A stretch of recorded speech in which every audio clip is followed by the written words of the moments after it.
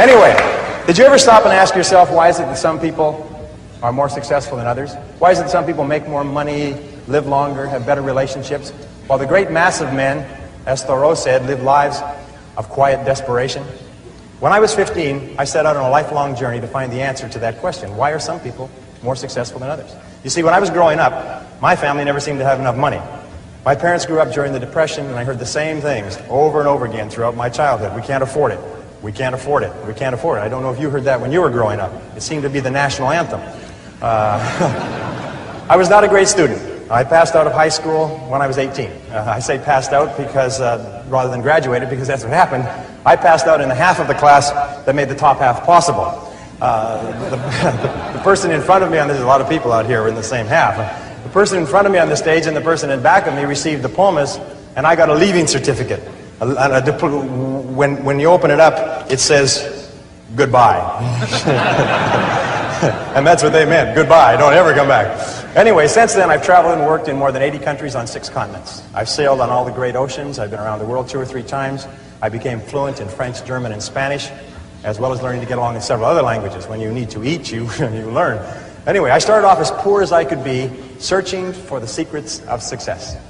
And over the years, I've read and studied for over 30,000 hours in business, economics, psychology, philosophy, religion, metaphysics, and history to find the secrets of success. And I'm happy to say that I eventually found the answers I was looking for. Today, I live in a $1 million house on a golf course in Southern California, and I have business interests in 9 countries. Today, I know and I've proven that success in any field, including this field, is as predictable as the sun rising in the east and setting in the west.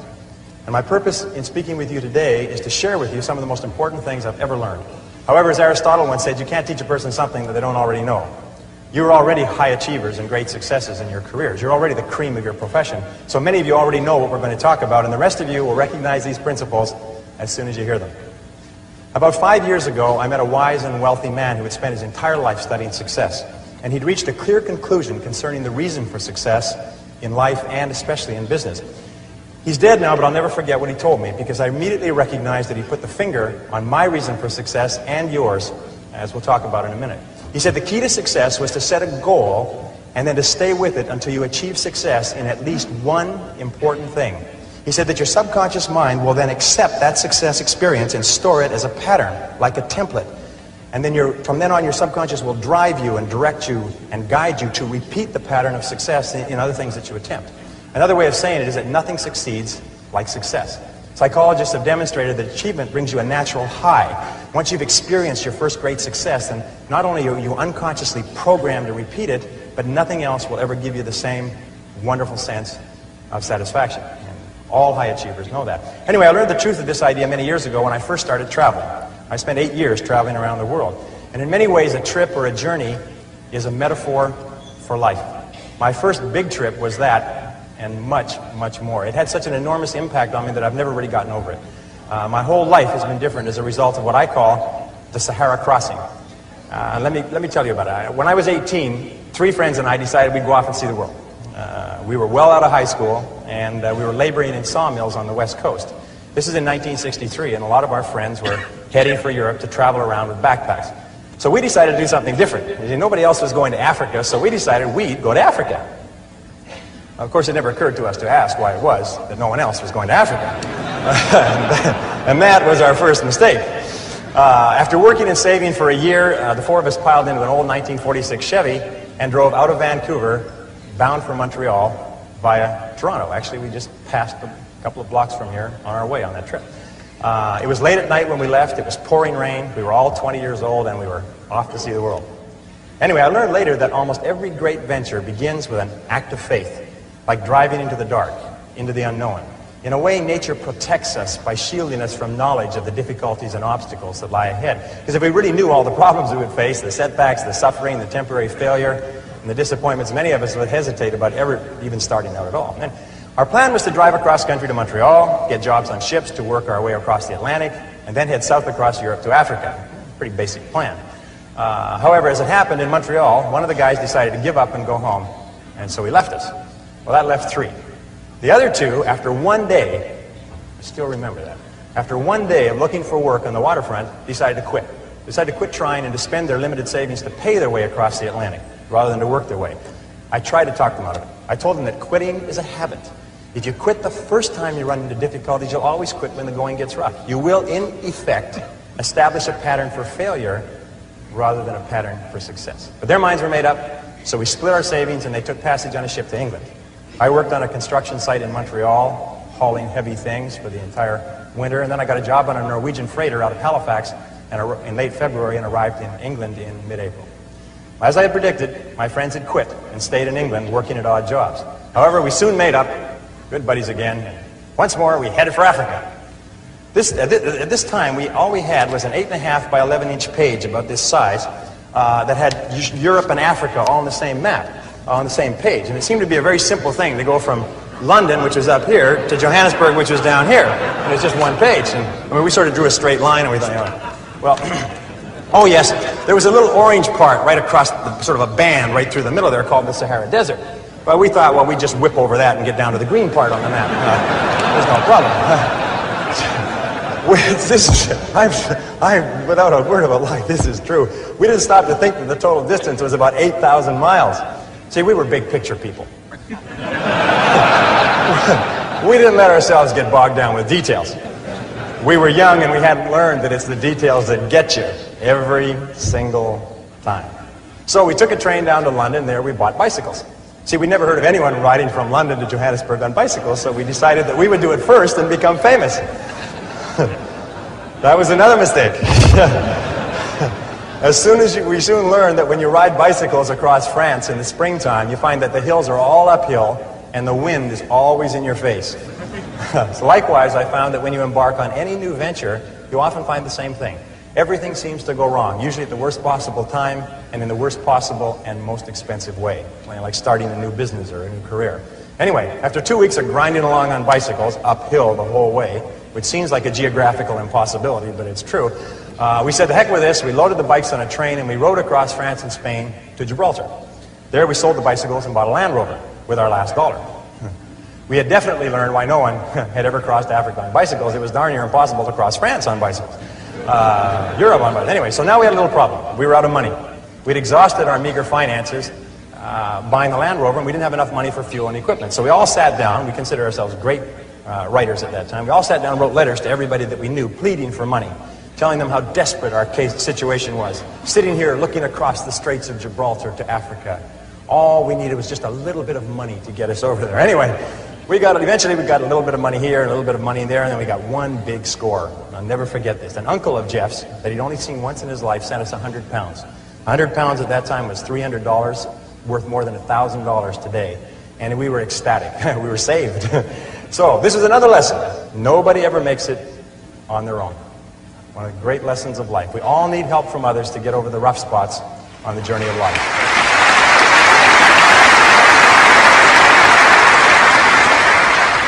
Well, with the additional money, we loaded up with food and supplies. We took the ferry over to Tangiers in Morocco, and then we headed out of Tangiers toward the Atlas Mountains and the Sahara, full of excitement, singing as we drove down the road.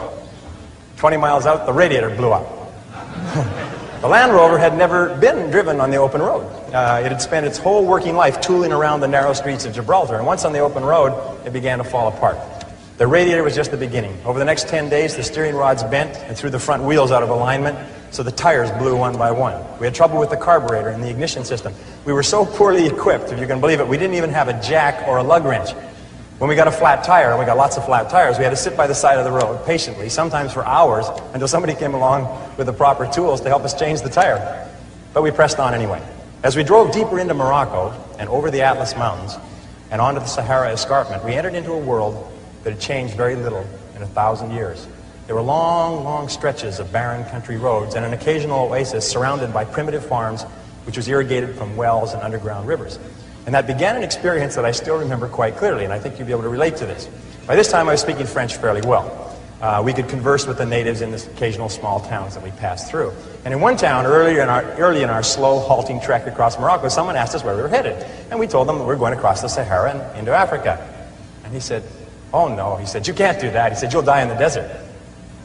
Well, I looked up my dictionary quickly because I didn't understand the expression. Vous allez mourir dans le Wust. Vous allez mourir dans le Wust. Okay? You will die in the desert. We then began to hear this on a regular basis everywhere we went. We'd stop in a small town, and people would bring their friends up to us and introduce us as the young men who were going off to die in the desert.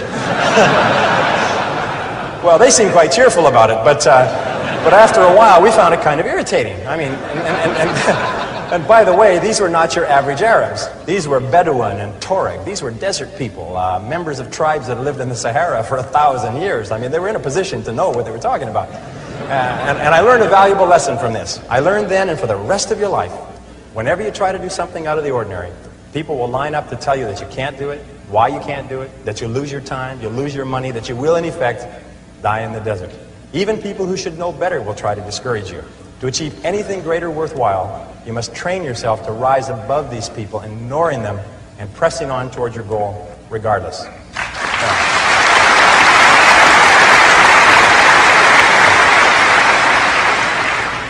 Geez, you're great guys. I love it. We crossed from Morocco into Algeria and drove south to the town of Adrar on the edge of the Sahara. By this time, our vehicle was falling apart. And with the cost of repairs and gasoline and food, we'd almost run out of money again. One of the guys, sick from dysentery, decided to give up. He took his money and his belongings and he hitchhiked to the Mediterranean, 500 miles north and then back to England. That left two of us. We began wondering, what are we doing here? We were two young men, 20 and 21 years of age, thousands of miles from home, sick, tired, and almost broke, with thousands of miles ahead of us. We couldn't even remember why we started out in the first place, except that we had set it as a goal. And we were too dumb to change it. Anyway, but one of the things that kept us going was a book of poetry by Robert W. Service. Robert W. Service had driven an ambulance in World War I, and he'd written poetry to cheer up the soldiers in the trenches on the Western Front. And there was one poem that we read over and over. It always gave us a boost in the determination to go forward. It was called Carry On. And it started like this. It said, "It's easy to fight when everything's right, when you're mad with the thrill and the glory. It's easy to cheer when victory is near and wallow in fields that are gory. It's a different song when everything's wrong, when you're feeling infernally mortal, when it's 10 against 1 and hope there is none. Buck up, little soldier, and chortle. Carry on, there isn't much punch in your blow. You're glaring and staring and hitting out blinds. You're muddy and bloody, but never you mind. Carry on. You haven't the ghost of a show. It's looking like death, but while you've a breath, carry on, my son, carry on." Well, by this time we were in the Sahara, the largest desert on Earth. It stretches across the Tropic of Capricorn from the Atlantic Ocean to the Red Sea, more than 5,000 miles.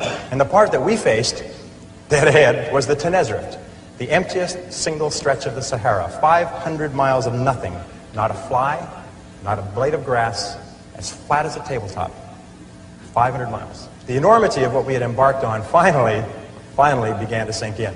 We learned that more than 1,300 people had perished in the Tenerife in the last 20 years.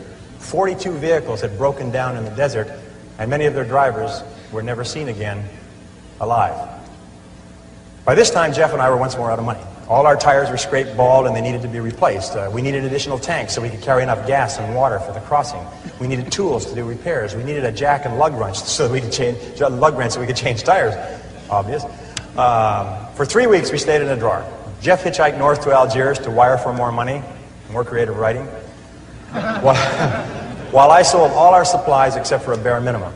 With that money and by stripping abandoned vehicles, I got the Land Rover repaired and properly outfitted with reasonably good tires, a reserve gas tank, proper tools and supplies for the crossing.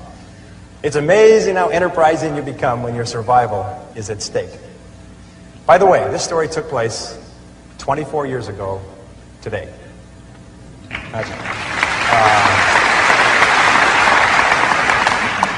The Sahara Desert in June is hot. How hot is it? It's very hot. It's damn hot. At midday, it reaches 140 degrees Fahrenheit. An exposed man can die of dehydration in less than 20 minutes. When the French ran Algeria, they required travelers to carry 5 gallons of water per person per day for the crossing. That's how much you drank. Because of the heat, you can only travel before 10 a.m. and after 4 p.m. The midday sun is so hot that if you drive, your engine oil boils. It becomes as thin as water, and your vehicle seizes up and it'll never run again.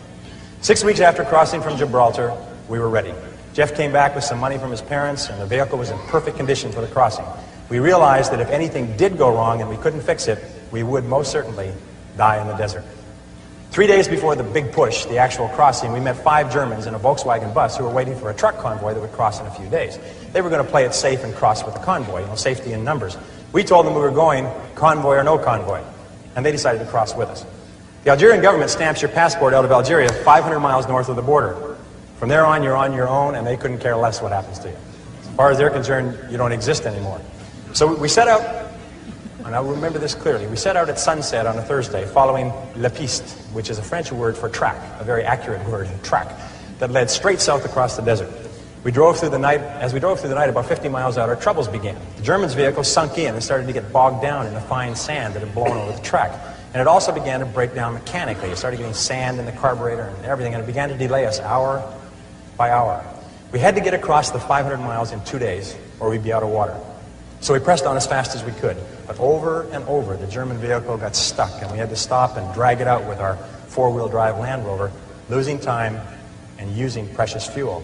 Jeff and I took turns driving the Land Rover while the German vehicle drove parallel with us across the flat wasteland. And we kept ourselves motivated by quoting the poem, "Carry On," back and forth to each other. And the next verse goes like this: "And so in the strife of the battle of life, it's easy to fight when you're winning. It's easy to slave and starve and be brave when the dawn of success is beginning. But the man who can meet despair and defeat with a cheer, there's the man of God's choosing. The man who can fight to heaven's own height is the man who can fight when he's losing. Carry on, things never were looming so black. But show that you haven't a cowardly streak, and though you're unlucky, you never are weak. Carry on, brace up for another attack. It's looking like hell, but you never can tell. Carry on, old man. Carry on." By morning,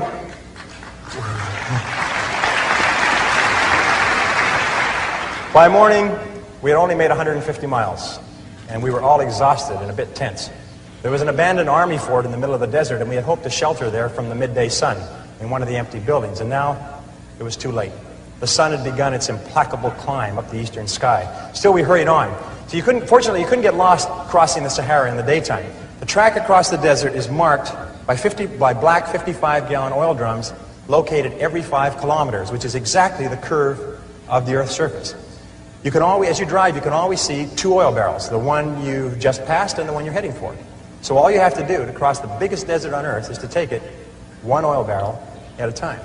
Of course, traveling at night, if you wander from La Piste, if you wander from the track, you can get lost in the desert and drive until you run out of gas. And many people have died that way. As we would approach each oil barrel, it was really neat. As we approach each oil barrel, we come to this oil barrel, we just come parallel with it. The next oil barrel would just pop up on the horizon.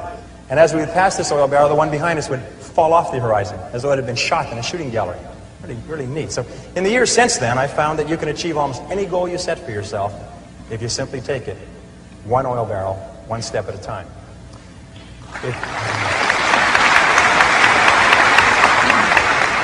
If you go as far as you can see, you will then see far enough to go further. Now the sun really became the enemy. It sat on the horizon like a big, evil, yellow cat, and then it began to rise inexorably, getting hotter and hotter as we raced south. The temperature grew hotter and hotter. Finally, at 9:30 a.m., it reached 110 degrees Fahrenheit, and the vehicles began coughing and stalling. We signaled between the 2 vehicles and agreed to stop and wait out the heat, right there in the middle of that 25,000 square mile parking lot. You never felt so small in your entire life. I'll never forget that day. Hour after hour, we sat in our vehicles like sitting in a bake oven, prostrate from the pounding heat of the sun that reached 140 degrees Fahrenheit by noon and seemed to stay there forever. We drank quart after quart of water, our throats going bone dry minutes after gulping down a full canteen. It was worse outside, so we just stayed in the vehicles and suffered hour after hour. Finally, as the afternoon wore on, the temperature slowly began to fall. By 4 p.m., it was down to 105 degrees. When it finally got below 100 degrees Fahrenheit at 5 p.m., we started on. But now we were racing the clock. We only made about 200 miles in the last almost 24, and we still had 300 miles to go. There was a small oasis, an army post on the other side of the desert, and we knew we had to get there before the midday sun caught us again. We hadn't slept since Thursday morning. It was now Friday evening. We pushed on over the desert, but the Germans' vehicle kept breaking down. All night, exhausted, we worked to get the Volkswagen bus with the Germans across to the other side. We were both desperate and scared. We knew that we could not last another day. Our water was almost gone. When the sun rose slowly on Saturday morning, we were still struggling with the Germans' vehicle. Finally, at 9 a.m., with 20 miles to go, their vehicle broke down for the last time. We quickly abandoned it. We loaded the 5 Germans in the back of the Land Rover and headed for the fort and the oasis. An oasis, by the way, is a place where there's one well with a bucket. That's an oasis. It was further than we thought, but we made it just before the heat forced us to stop. We were all aware of how close we had come to actually dying in the desert. Those Arabs knew what they were talking about. So we sat out the heat that day in a native hut near the fort, and then we went back that evening and towed the Volkswagen bus into the army post. We had done it. We were over the Sahara. We hadn't slept for...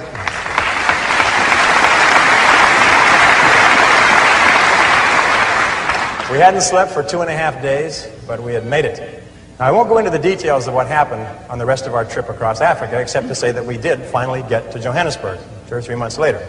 I won't trouble you with how we had to cross 2 countries illegally with the police and the army on orders to shoot to kill if they saw us. And I won't go into how we were almost killed under the boots and rifle butts of a mob of soldiers in the Congo. That was another close one. And I won't talk here about the experience of meeting and working with Dr. Albert Schweitzer in his hospital village in Lambrini. No, I'll wrap up this story here by telling you what I learned about life and success in the Sahara crossing. Here are 7 rules you can apply to any challenge that you face in achieving anything you desire. Rule number 1, the most important key to achieving great success is to decide upon your goal and then launch. Get started, take action, do something, move. A 12-year study at Babson College concluded that the act of taking the first step is what separates the losers from the winners, or the winners from the losers. We set out at the age of 20 with $300 each to cross 3 continents and travel 17,000 miles from Vancouver on the west coast to Johannesburg in southern Africa. And we made it in just under 12 months. But the most important step was the first one. All the rest followed from that. Number 2, once you've launched towards your goal, never consider the possibility of failure. The Germans have a saying, it's immer vorne, nie zurück. Immer vorne, nie zurück. And it means always forward, never backward. Always forward, never backward. Never consider the possibility of failure. Every person here is here because they refused to quit when the going got rough. Your ability to persist in the face of setbacks and disappointments is vital to all great achievement, and it's always a decision that you make. It's not the external environment, it's always the internal environment. Number 3, the biggest goal in the world can be accomplished if you just take it 1 oil barrel at a time. Thomas Carlyle once wrote that our great business is not to see what lies dimly at a distance, but to do what lies clearly at hand. The only time you will ever have is now. If you live every day, every hour, the best you can, the rest will take care of itself. As the Bible says, sufficient unto the day are the cares thereof. Number 4, watch out for the naysayers. The negative people around you are always telling you that you'll die in the desert.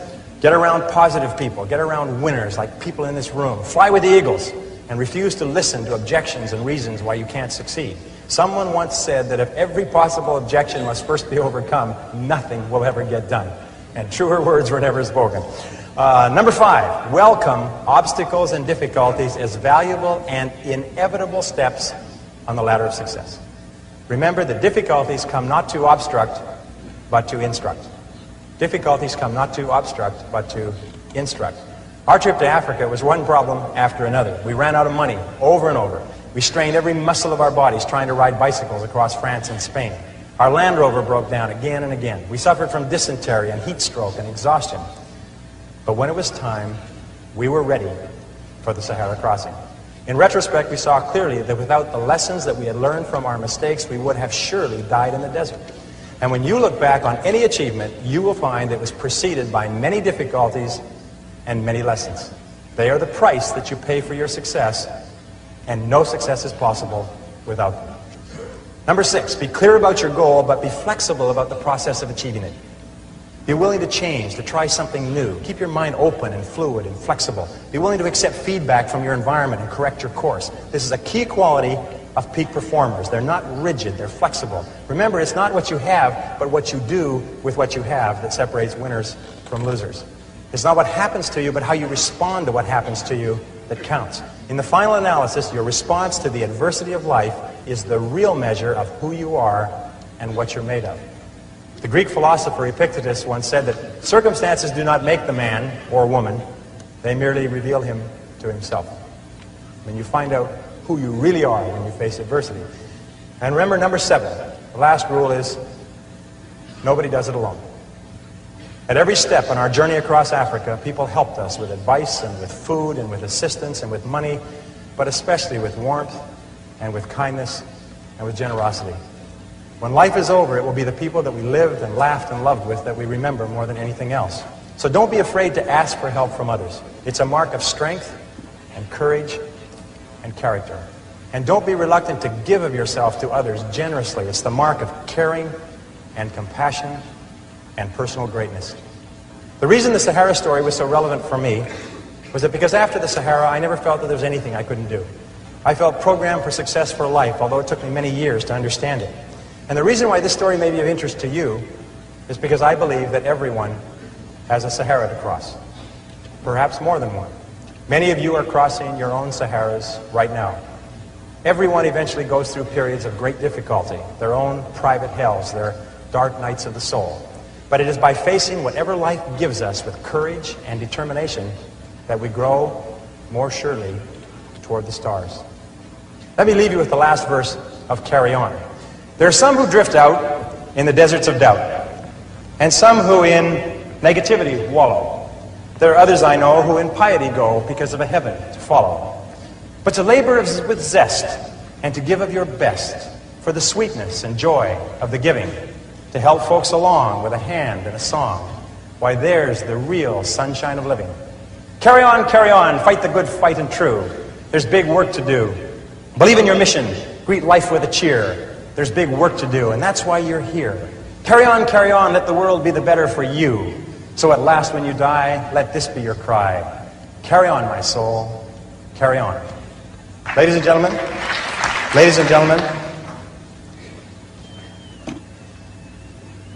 if you will resolve, with whatever life hands you, to carry on, there is nothing that can stop you from achieving the greatness for which you were created.